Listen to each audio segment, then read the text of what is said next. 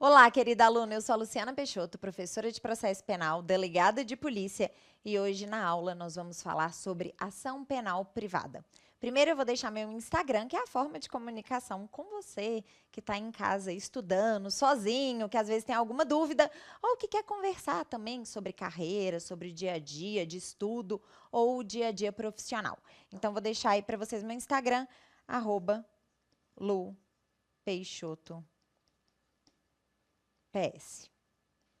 Fiquem à vontade de mandar mensagem, mandar crítica, elogio da aula. Eu sei que essa fase de estudos é uma fase muito solitária, então é muito legal a gente ter alguém para conversar, alguém que passou por isso, um professor para orientar, por isso eu estou super à disposição. Na aula de hoje, nós vamos falar sobre ação penal privada.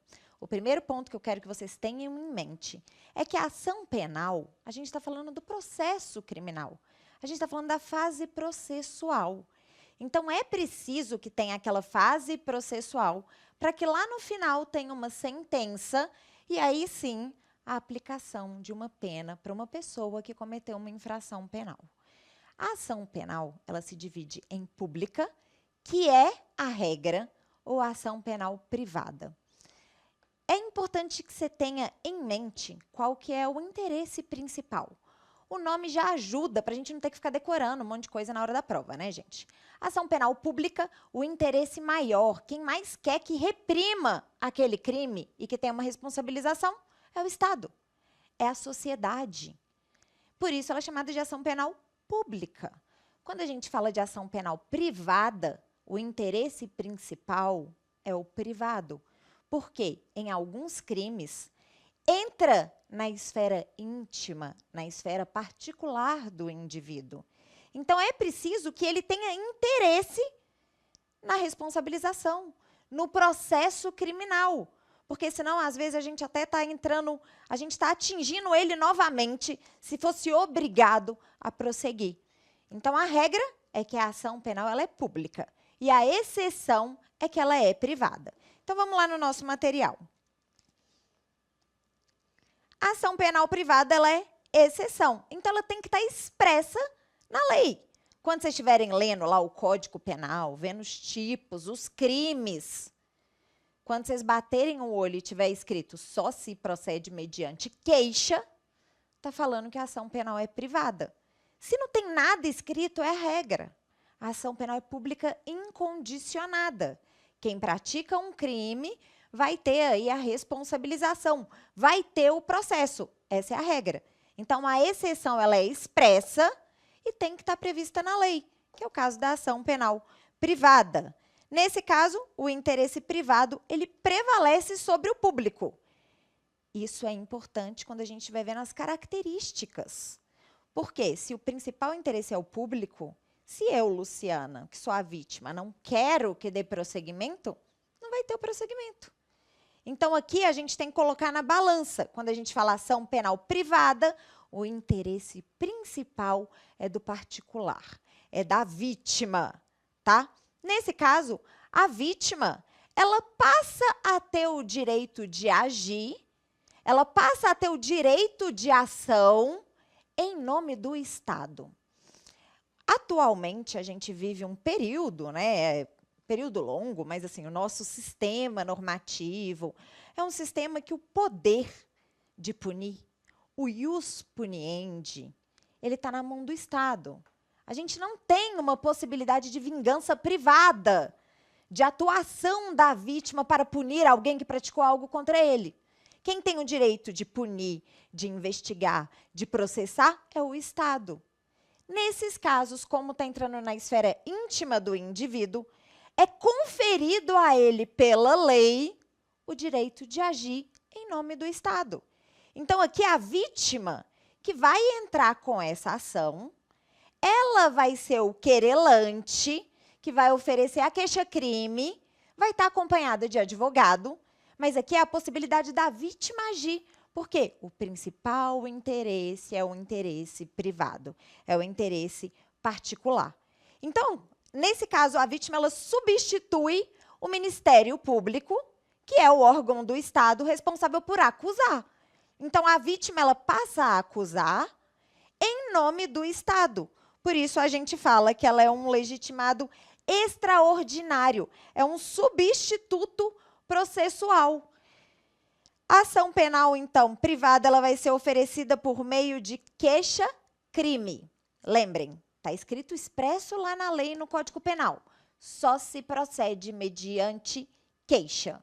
E quando a gente fala na queixa-crime, a gente tem que lembrar que de um lado tem quem acusa, o autor, que é a vítima, acompanhada de advogado. Ele é chamado de querelante.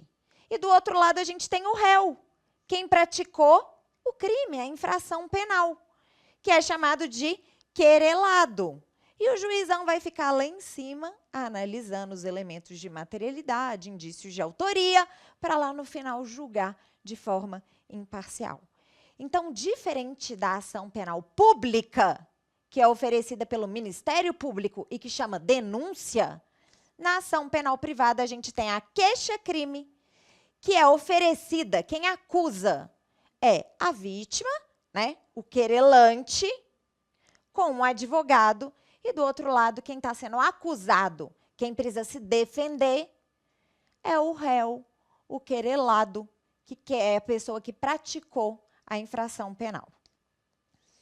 Quem que pode entrar, então, com essa queixa-crime? Eu estou falando o tempo inteiro que quem vai entrar é a vítima, acompanhado de um advogado, certo? Certo. Então, o ofendido, a vítima que vai entrar com essa ação, ela que vai apontar o dedinho e acusar. Mas, muitas vezes, a vítima, ela precisa de um representante, que é o que acontece no caso de morte ou ausência declarada judicialmente, e também, né, no caso de menor. O menor, ele não pode agir em nome próprio, ele precisa dos pais, do representante legal que vai agir em nome dele. Então, se por acaso a gente tem uma vítima menor, a gente vai ter os pais que vão poder entrar com essa ação. Eu estou falando aqui no caso de morte ou ausência declarada, porque vamos falar de um crime contra a honra, tá?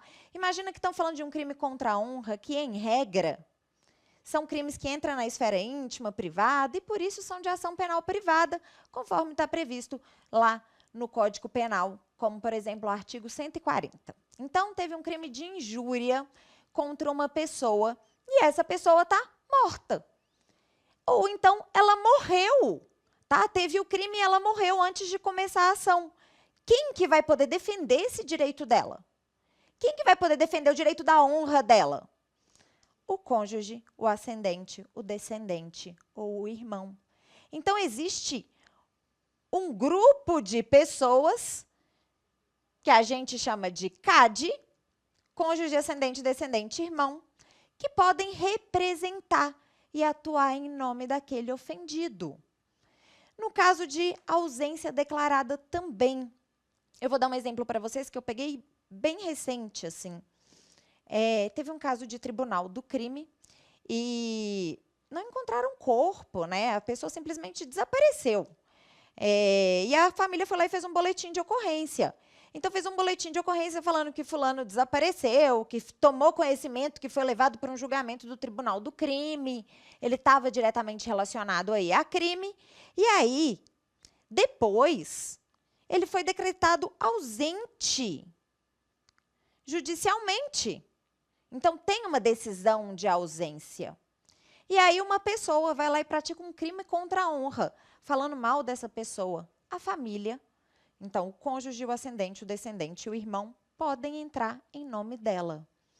Professora, aqui também está escrito curador especial. O juiz, ele pode determinar também um curador para atuar em nome de alguém, quando aquela pessoa não for completamente capaz. Quando ela tiver uma doença mental. Quando ela precisar, então ela é maior, mas ela precisa de um curador para agir em seu nome, porque ela não é totalmente capaz. E aqui ainda tem um ponto que é muito relevante. Como a gente está falando de criminal, a gente está falando dos bens jurídicos mais relevantes, é imprescindível a atuação de um advogado. Então, a vítima, ela que vai entrar, ela que vai atuar, mas vai estar acompanhado de defesa técnica. Precisa de advogado. E esse advogado tem aquela procuração que a gente dá para o advogado, tem que ter poderes especiais, específicos. Então, não basta a gente pegar, arrumar um advogado e virar para o advogado e falar assim, com poderes para foro em geral, com poderes para representar em tudo. Gente, tem que ser específico. Com poderes para impetrar, para entrar com uma ação por uma queixa-crime contra o fato tal, e tem que especificar qual que é o fato. Então, poder especial para aquilo, para ele agir entrando com o nome da vítima nesse caso específico. Então, o autor ele tem que estar acompanhado de advogado. Esse advogado tem que ter poderes especiais, tá? Quando a gente faz a procuração, tem que ser específico para que ele entre com a ação penal e tem que contar o fato, porque a ação penal ela é com relação a um fato. Ela quer que aquele fato, que as pessoas que cometeram aquele crime sejam responsabilizados. Em caso de pobreza, eu não tenho como pagar advogado. A lei determina que a Defensoria Pública vai atuar em nome daquela pessoa. Então, vai ser feita a comprovação de pobreza e a Defensoria Pública vai atuar. No caso de morte ou ausência, quem é responsável são os sucessores. Os sucessores, eu já falei para vocês, é o famoso CAD, cônjuge ascendente, descendente, irmão. Existe ordem de preferência entre eles?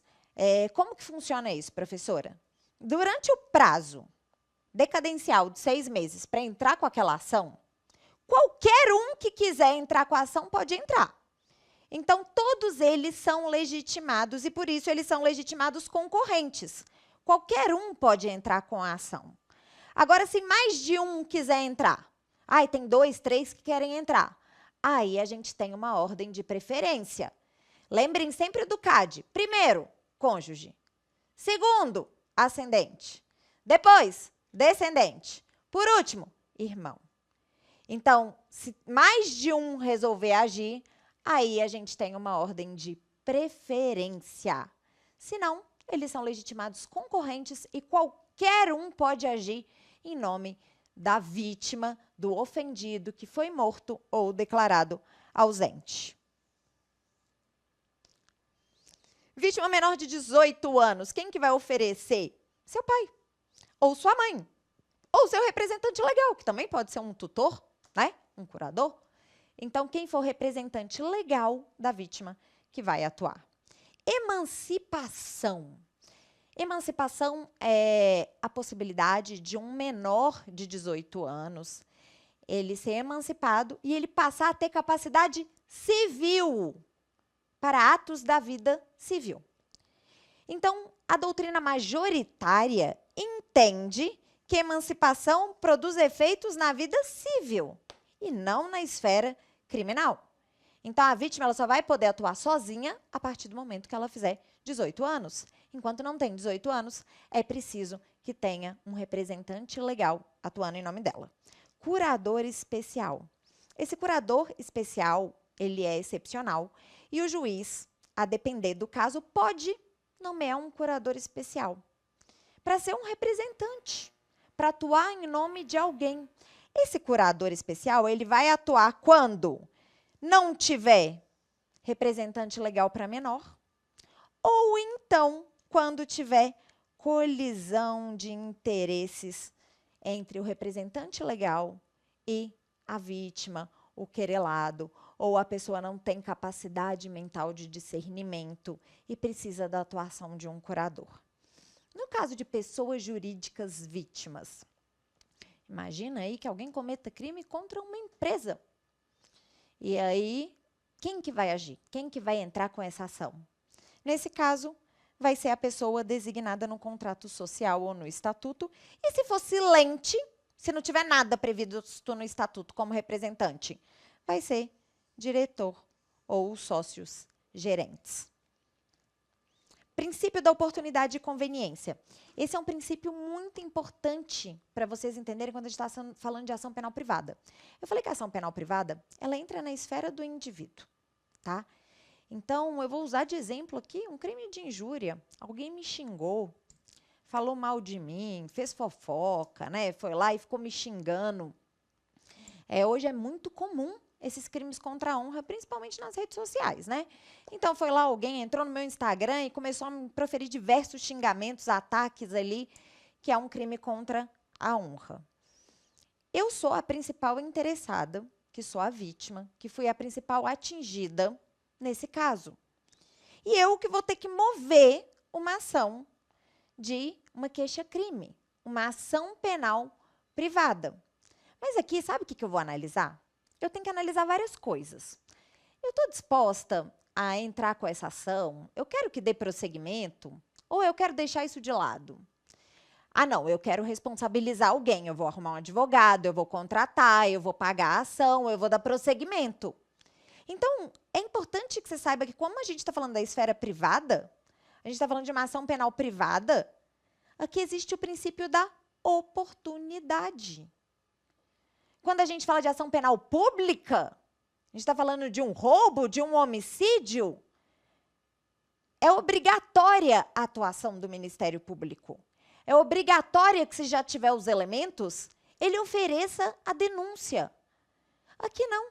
Aqui eu vou analisar conveniência e oportunidade. Se eu não quiser, se eu falar, ai, deixa para lá, gente, não quero mexer com isso. Ah, não, eu vou passar por maior desgaste. Imagina, eu ter que passar depois por uma audiência, eu ter que repetir tudo que já aconteceu. Ah, não, já passou, prefiro deixar isso de lado.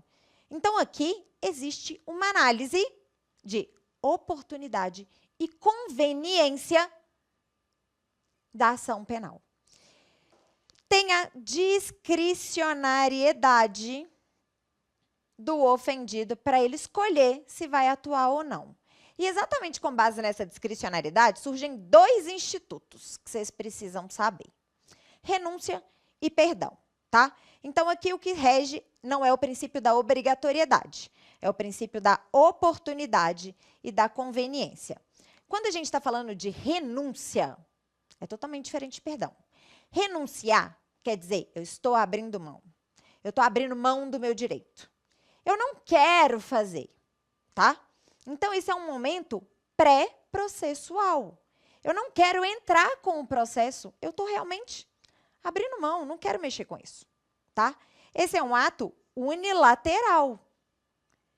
E essa renúncia, eu estou abrindo mão, se eu fizer ela contra né? Se eu fizer ela contra uma pessoa que me ofendeu, eu estou falando do fato. Então, ela também atinge as outras pessoas. Então, se várias pessoas me xingaram ali, teve um problema, uma discussão, 4, 5, 6 pessoas, e eu estou falando, não quero dar prosseguimento, ela também vai atingir os outros, tá? Eu não posso escolher contra quem demandar. Eu não posso falar, não, contra a Maria, deixa de lado. Agora, o Mévio, Caio e o Tício, não. Por quê? Ela está relacionada ao fato. Eu quero que aquele fato seja responsabilizado. Eu não posso usar o processo penal como uma vingança privada. Não, vocês não são meus amigos, então contra vocês eu quero. Agora, contra a Maria, a gente já está de boa, não quero contra ela, não. Se eu renunciar contra essa renúncia é estendida aos demais. Agora, é diferente do perdão. A gente vai ver cada uma delas, então eu já vou até aqui antecipando. Vamos lá, então.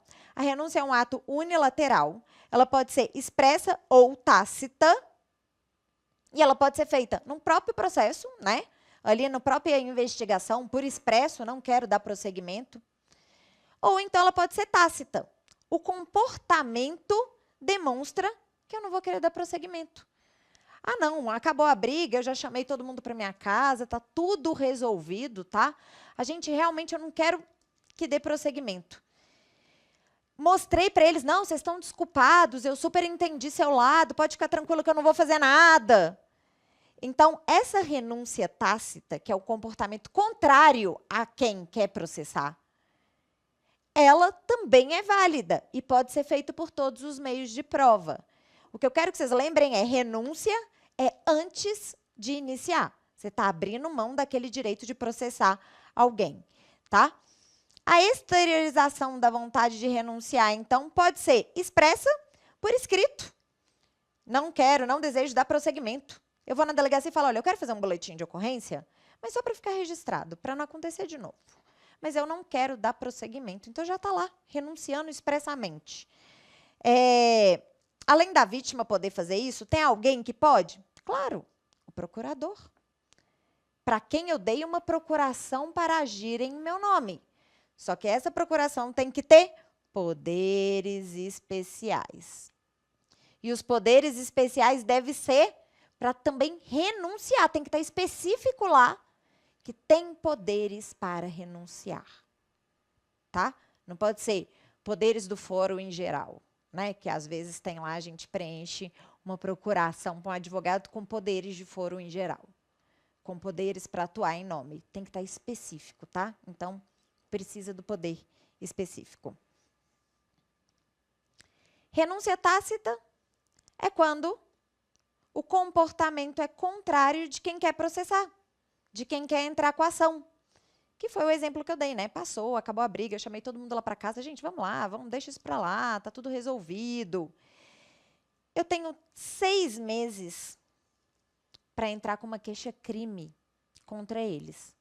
Se nesses 6 meses o tempo passou e eu não fiz nada, está considerado renunciado, não vai dar mais, já acabou, né? Decaiu o direito. Ou então, eu também posso, com o meu comportamento, mostrar que eu não quero dar prosseguimento. Aí que tem umas observações. Só o convívio social ou comercial não configura renúncia. Então, só o fato de eu estar convivendo ali com a pessoa no dia a dia, na paz, sem treta, isso daí já não é renúncia. O comportamento de renúncia tem que mostrar que realmente eu estou abrindo mão. Então, se eu falar lá, chegar e falar, ô fulano, tá desculpado, fica tranquilo, eu não quero, não vou mexer com isso. Isso é o chamado renúncia tácita. Mas só o fato da gente estar trabalhando junto, da gente estar vivendo no mesmo prédio junto, né? Se tiver brigado com o vizinho, de estar ali convivendo socialmente, brigou com algum familiar e está ali no dia a dia, isso daí não é considerado renúncia tácita. Então, a renúncia tácita, a renúncia, ela é um ato unilateral e ela extingue a punibilidade. Ela é irretratável, porque se extinguiu a punibilidade, eu não posso voltar atrás. Então, se teve a renúncia, acabou. Está extinta a punibilidade. Não tem como eu voltar atrás e falar, pera, não é bem isso, tá?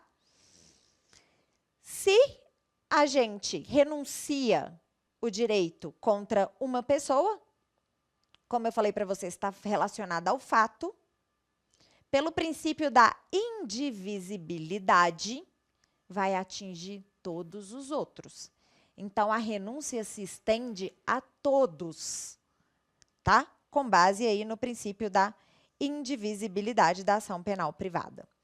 E é importante que a gente lembre que não é preciso expressamente ter o arquivamento do inquérito policial na ação penal privada.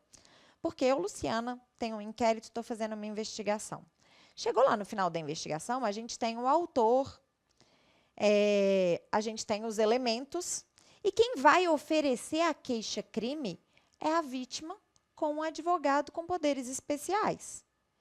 E ela tem um prazo de 6 meses, prazo decadencial, não se interrompe, não se suspende, a partir de quando descobriu a autoria.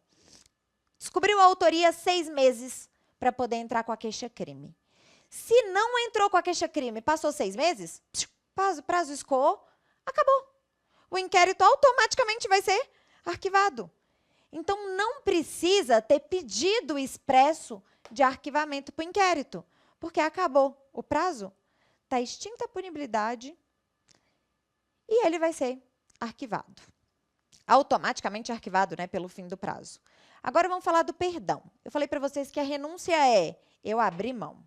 É um ato unilateral. Agora, o perdão é diferente. O perdão é um ato bilateral. Aqui a gente está falando de um ato bilateral depois que começou o processo.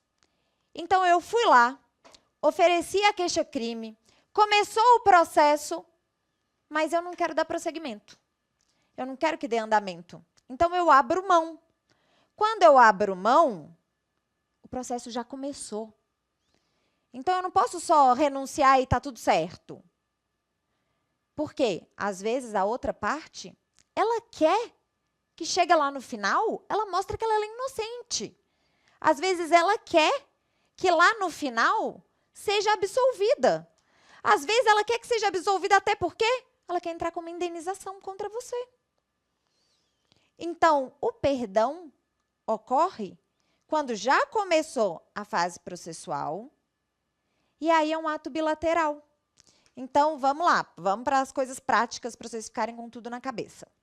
Eu, Luciana, fui ofendida, tá? Me xingaram. Vamos colocar aí que Mévio me xingou. Aí eu fui lá e ofereci uma queixa-crime contra Mévio com meu advogado com poderes especiais. No decorrer do processo, eu resolvo perdoar Mévio. Então, eu viro e falo, ai, Mévio, beleza, vamos aí, cada um segue sua vida, tá perdoado, eu te perdoo de coração, eu não quero mais dar prosseguimento. Nesse caso, o Mévio tem que aceitar o meu perdão. Ele precisa aceitar. Se ele aceitar, acabou. Extinta a punibilidade, acabou o processo, acabou tudo. Agora, se ele não aceitar, vai ter prosseguimento até o final. Porque, às vezes, o Mévio está assim, não, Luciana, agora não, você me processou, eu não fiz isso que você está falando. Então, eu quero que lá no final eu seja absolvido, porque eu vou entrar com uma ação contra você. Então, depois que começou a fase processual, para a gente ter a extinção por meio do perdão, esse perdão tem que ser aceito. Com isso, o perdão é um ato bilateral. Então, vamos lá, volta comigo. Perdão é um ato bilateral após o oferecimento da queixa-crime. Ele pode acontecer até o trânsito em julgado da sentença condenatória. Por que não pode depois, professora? Porque depois é a execução da pena. E quem é responsável por executar a pena é só o Estado. Só o Estado. Então, aqui não existe exceção de que a vítima faz as vezes do Estado, não. Então, até a sentença com trânsito em julgado, você pode perdoar. Depois, não. Se começou a pena, já tem condenação, não pode fazer mais nada, tá? O perdão ele pode ser expresso. Eu expressamente falo, estou perdoando. Eu vou lá e faço uma petição falando que eu estou perdoando Mévio, tá? Essa petição nos autos vai ser um perdão expresso processual. Agora, eu posso também, estou no bar com Mévio, vou lá e escrevo um papelzinho, você está perdoado, e isso é levado para dentro do processo? Pode? Pode. Se por acaso o meu advogado, o meu procurador, vai agir em meu nome, ele pode perdoar? Pode. Desde que ele tenha poderes especiais para perdoar, tá? Tem que estar específico o poder para perdoar, tá? E pode ser também tácito. O que é esse perdão tácito? Eu, pela minha conduta, mostro que eu estou perdoando aquela pessoa. Só que precisa ser aceito, tá? Lembrando que mesmo com o comportamento mostrando que está perdoando, tem que ser aceito. Um exemplo que eu posso dar para vocês que cai muito, está nos livros, né? O exemplo dos livros. Imaginem que eu estava lá, estou brigada com o Mévio, e eu estou processando o Mévio. Só que aí, o que eu faço? Eu tive um bebê, e eu vou fazer o batizado do meu bebê, tá? E aí, quem que eu chamo para ser padrinho? Mévio. Se eu estou chamando o Mévio para ser o padrinho, quer dizer que eu estou perdoando ele, né, gente? O meu comportamento é um comportamento de perdão tácito. Só que vamos lembrar que ele tem que ser aceito. E qual que é o prazo para aceitar ou não? 3 dias. Então, a partir do momento que ofereceu o perdão, tem 3 dias para aceitar. Professor, e se ficar em silêncio? A lei fala que o silêncio é a mesma coisa que a aceitação, tá? É a mesma coisa que uma aceitação tácita. E se por acaso não quiser aceitar, aí tem que ser por expresso, né, gente? Tem que ir lá e falar, não aceito o perdão. Então, se aceitou expressamente, fim. acabou. Se ficou em silêncio durante o prazo de 3 dias, vai considerar que aceitou e fim, acabou. Agora, se MEV foi lá e falou, não, eu não aceito, dentro dos 3 dias, vai ter o prosseguimento da ação penal, tá? O processo segue. Se for em silêncio, importa em aceitação. E se tiver aceitação mesmo, extingue a punibilidade. Essa aceitação pode ser tanto no processo quanto fora dele. Perdão só vai extinguir a punibilidade se ele for aceito. Ele é um ato bilateral. Eu perdoo e esse perdão tem que ser aceito. E ele é irretratável. Por quê? Ele extingue a punibilidade. Não pode, então, eu te dou o perdão. Beleza, Lu, aceito o seu perdão. Aí depois eu falo, ah, não quero mais perdoar. Não, já está extinta a punibilidade, já acabou, tá? Princípio da indivisibilidade. Esse é um princípio muito importante. A ação penal, ela não pode servir de vingança privada. Então, o princípio que rege aqui é o princípio da indivisibilidade. Eu estou falando de um fato. Se tem vários autores daquele fato, eu quero a responsabilização por aquele fato. E não contra uma pessoa que é minha inimiga. Por isso que se eu perdoar uma pessoa, isso atinge também os outros autores daquele mesmo fato, tá? Então, se foi uma briga ali, tem 3 pessoas, eu perdoei uma e ela aceitou, o perdão também vai atingir os outros, que também precisam aceitar, viu? Perdão é sempre aceito. Se não aceitou, prosseguimento da ação. Isso está vinculado, então, à oportunidade, à disponibilidade, né? O princípio da conveniência. Então, se a gente falar assim, ó, até começar a ação penal. Até começar a ação penal, até oferecer a queixa-crime, eu tenho o princípio da oportunidade. Eu escolho se eu quero ou não começar com a ação penal. Depois que eu comecei com a ação penal, e aí eu entrei com a queixa-crime, o princípio que a gente tem é o princípio da disponibilidade. Por quê? Essa ação ela é disponível. Eu posso querer o fim dela. Então, a gente começa com o princípio da oportunidade e depois que entra com a ação, passa para o princípio da disponibilidade. Finalizamos a nossa aula por aqui. Espero que vocês tenham entendido um pouco desses princípios, de como é a ação penal privada. Se tiver com qualquer dúvida, eu fico à disposição. Estudem, leiam os artigos e, só uma dica, perdão, renúncia e perempção é um tema que despenca nos concursos públicos, principalmente nas provas objetivas. Obrigada pela companhia e até a próxima aula.